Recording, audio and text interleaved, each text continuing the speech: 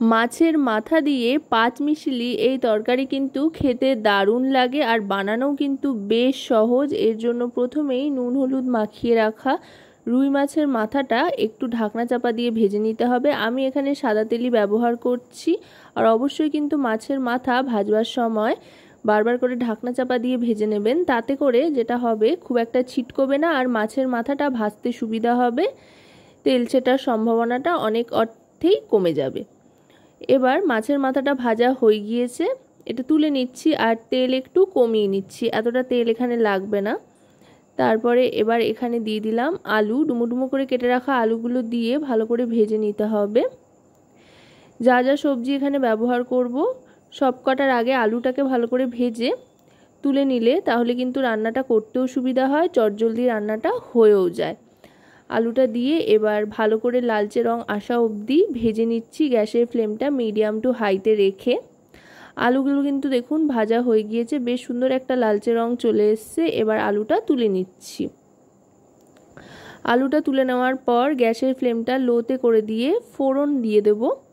এখানে কিন্তু আমি ফোড়ন হিসেবে ব্যবহার করছি কালো জিরে।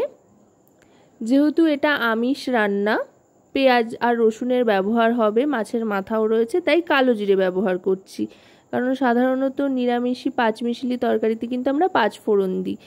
আর যে কোনো রান্নার ক্ষেত্রে ফোড়ন কিন্তু খুবই গুরুত্বপূর্ণ একটা জিনিস। এখানে তাই কালো জিরে আর শুকনো লঙ্কা ফোড়ন দিয়ে দিলাম স্লাইস করে কেটে রাখা পেঁয়াজ কুচি। এবার পেঁয়াজ কুচিটাকে ভালো করে বেশ ভেজে নিতে হবে। পেঁয়াজ কুচিটাকে একটু লালচে রং আসা অবধি, একটু নরম হয়ে আসা অবধি ভেজে নিয়ে এবার গ্রেট করে রাখা আদা রসুন আর টমেটো দিয়ে দিলাম। এবার দিয়ে ভালো করে কষিয়ে নেব। আদা রসুন আর টমেটোর কাঁচা গন্ধটা যাওয়া অবধি একটু কষিয়ে নিতে হবে বা ভাজা ভাজা করে নিতে হবে। গ্যাসের ফ্লেমটা কিন্তু মিডিয়াম টু হাইতে রেখেই এই গোটা কাজটা করতে থাকবো। আর এই রেসিপিতে কিন্তু কোনো রকম জলের ব্যবহার করব না, জল ছাড়াই কিন্তু এটা রান্না করতে হবে, তাহলে এর স্বাদটা হবে দুর্দান্ত। এবার কয়েকটা চেরা কাঁচা লঙ্কা দিয়ে দিলাম। এবার দিয়ে দিচ্ছি পটলের টুকরোগুলো। এখানে কিন্তু সব সবজিগুলোই একটু বড় সাইজের ডুমো ডুমো করে কেটে নিতে হবে, যেহেতু পাঁচমিশালি সেই জন্য। পটলটা দিয়ে ভালো করে ভেজে নিয়ে এবার দিয়ে দিচ্ছি কুমড়োর টুকরোগুলো। কুমড়োগুলোও বেশ বড় বড় করে কেটে রেখেছি।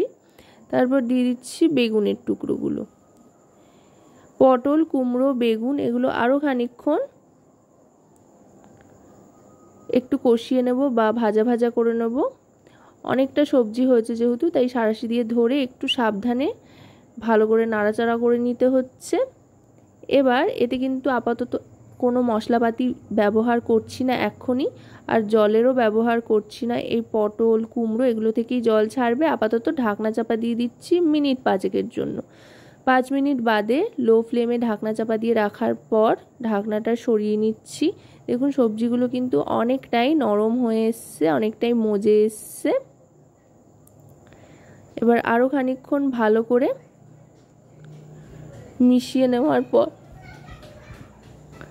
এবার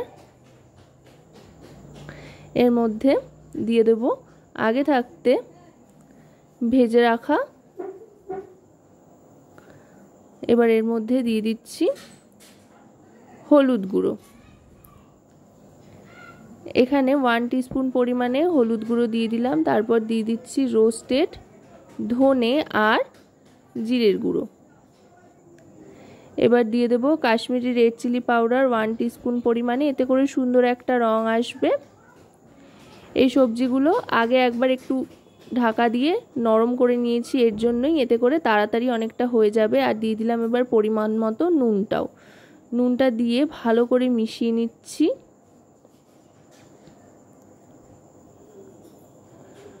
নুনটা দিয়ে মিশিয়ে নিয়ে এগুলো আরও খানিকক্ষণ ভালো করে নাড়াচাড়া করে নিতে হবে, গ্যাসের ফ্লেমটা মিডিয়াম টু লোতে রেখে। আর কোনো রকম জল কিন্তু এখনও অবধি এতে ব্যবহার করিনি, আর জল সেরকম এতে দেবও না, জল ছাড়াই গোটা রান্নাটা করে নেব। এবার দিয়ে দিচ্ছি আগে থাকতে ভেজে রাখা আলুটা। আলুটা যেহেতু আগে থাকতেই ভেজে রাখা ছিল তাই পরে এখানে দিচ্ছি। এটা যেহেতু মোটামুটি 80% মতো সেদ্ধ হয়েই গিয়েছে, সেই জন্য এটা পরে দিয়ে মিশিয়ে নিচ্ছি। আশা করব রেসিপিটি আপনাদের ভালো লাগবে। ভালো লাগলে অবশ্যই রান্নাবাটি চ্যানেলটিকে সাবস্ক্রাইব করে লাইক, শেয়ার, কমেন্টের মাধ্যমে আমাদের পাশে থাকবেন। আর পাশে থাকা বেল আইকনটি অন করে দেবেন সবার আগে সমস্ত রকম নতুন রান্নার নোটিফিকেশান পাওয়ার জন্য, কারণ আপনাদের নিয়ে আপনাদের জন্যই কিন্তু আমাদের চ্যানেল রান্নাবাটি। আবার এটাকে ঢাকনা চাপা দিয়ে দিলাম মিনিট 5 জন্য। 5 মিনিট বাদে ঢাকনাটা সরিয়ে নিলাম। আলু দেওয়ার আগে একবার সমস্ত সবজিগুলোকে ঢাকা দিয়ে একটু নরম করে নিয়ে ভেজে রাখা আলুটা দেওয়ার পর আরও আরেকবার ঢাকনা চাপা দিতে হবে। যেহেতু জলের ব্যবহার করিনি তাই মোটামুটি ঢাকনা চাপা দিয়েই কিন্তু একটু কম আঁচে এটাকে রান্না করতে হবে। তাতে করে সবজিগুলো খুব সুন্দর নরমও হয়ে যাবে, অথচ প্রত্যেকটা আস্ত থাকবে। এবার দিয়ে দিচ্ছি স্বাদমতো চিনি। এই রান্না একটু মিষ্টি মিষ্টি হলে ভালো লাগে, তাই চিনিটা কিন্তু অবশ্যই ব্যবহার করবেন। চিনিটা দিয়ে ভালো করে মিশিয়ে নিচ্ছি। চিনি দিয়ে মিশিয়ে নেওয়ার পর এবার দিয়ে দেবো আগে থাকতে ভেজে রাখা মাছের মাথাটা। আপনারা চাইলে মাছের মাথাটা ভেঙেও দিতে পারেন বা গোটা মাছের মাথা দিয়ে এবার এটাকে ভেঙে নেওয়াও যেতে পারে। যেভাবে করতে আপনাদের সুবিধা হয়, এভাবেই আমার যেহেতু সুবিধা হচ্ছে সেই জন্য আমি এভাবেই বানিয়ে নিলাম। সাধারণত মাছের মাথা দিয়ে মুড়ি ঘন্ট বা মাছের মাথা দিয়ে মুগ ডাল তো আমরা প্রায় সময় বানিয়ে থাকি, তবে এভাবে সমস্ত সবজি দিয়ে মাছের মাথা দিয়ে পাঁচমিশালি সবজি একবার বানিয়ে দেখবেন। মুখের স্বাদও বদল হবে আর নানান রকম সবজি এই ছুতোয় খাওয়াও হয়ে যাবে। এটা কিন্তু খেতে বেশ সুস্বাদু হয়। এবার মাছের মাথাটা মিশিয়ে নিয়ে 1 মিনিট মতো স্ট্যান্ডিং টাইমে রেখে এটাকে সার্ভ করে দিচ্ছি গরম গরম ভাতের সাথে খাওয়ার জন্য।